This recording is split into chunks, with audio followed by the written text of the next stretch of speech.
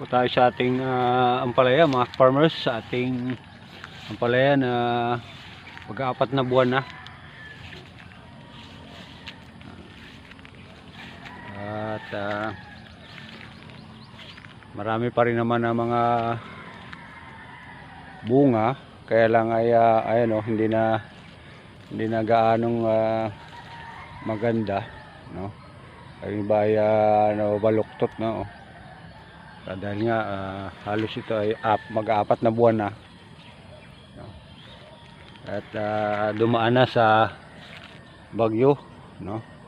Ito tinusok na ng ating mga kaibigang mga insekto. Marami pa namang bunga, no? Kaya lang ay hindi na talaga natin makita yung quality talaga na yung mahaba, no? So malapit na itong palitan, mga farmers, no? So ayan, no?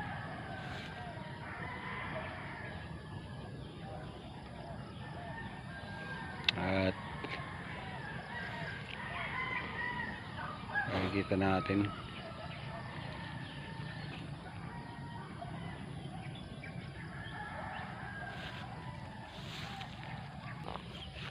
plano sana natin ito ay palitan, ha, no?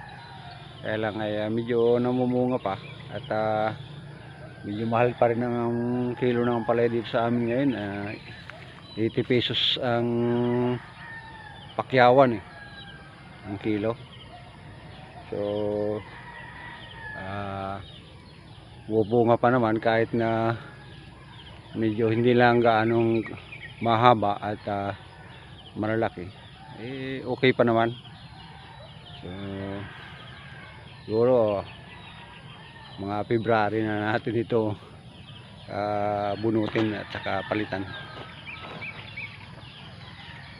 Yun lamang po. Maraming salamat sa inyong patuloy na pagsuporta at sa ating pong mga videos, ating pong mga kaibigan, mga followers and viewers. Maraming salamat po sa inyo. Shout out po sa inyong lahat at magandang umaga.